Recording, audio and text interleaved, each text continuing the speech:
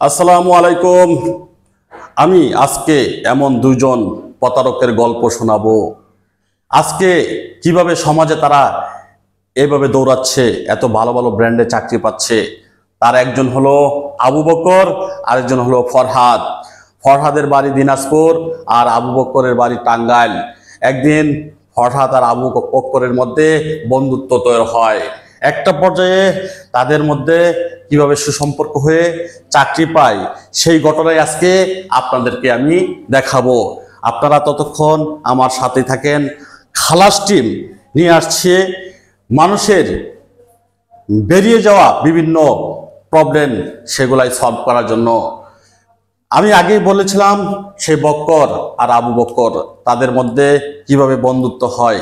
একটা পর্যায়ে এনাম মেডিকেলে আবু বক্কর চাকরি পায়। পর্যায়ক্রমে দূর থেকে সেই দিনাজপুর থেকে ফরহাদ এসে আবু বক্করের সাথে বন্ধুত্ব হয়। এক পর্যায়ে আবু বক্করকে সামান্য কিছু টাকার প্রলোভন দেখিয়ে ফরহাদ এনাম মেডিকেলে চাকরি নেয়। আর আবু বক্কর উপরের মহলে তার একটু পরিচয় থাকা সত্ত্বে সে ফরহাদকে চাকরি দেওয়ার একটা ব্যবস্থা করে। আজকে সেটাই আপনাদেরকে জানাবো, কিভাবে এই ধরনের পরিবেশ সৃষ্টি হয়। যোগ্য প্রার্থীরা পাচ্ছে না ভালো চাকরি, অথচ অযোগ্যরা সমাজে চাকরি পাচ্ছে ভালো ভালো ব্র্যান্ডে। আমার প্রশ্ন শুধু একটাই, কিভাবে যোগ্যরা বসে আছে চাকরি না পেয়ে আর অযোগ্যরা চাকরি পেয়ে যাচ্ছে ভালো ভালো ব্র্যান্ডের মধ্যে। এখন দেখা যাক, খোঁজ নেওয়া দেখা যাক। এই ফরহাদ অদূর গ্রাম দিনাজপুর থেকে এসে সে এখানে একটা পর্যায়ে তার ইনোসেন্ট চেহারা দিয়ে কথাবার্তা দিয়ে শিক্ষার কোনো বালাই নেই, কিন্তু চাকরি পেয়ে যায় এনাম মেডিকেলে। সেটাই আজকে বলবো আপনাদের মাঝে। আপনারা ততক্ষণ চোখ রাখুন, আমরা আপনাদেরকে দেখাচ্ছি কিভাবে এই সমাজে এগুলা হচ্ছে দুর্নীতি।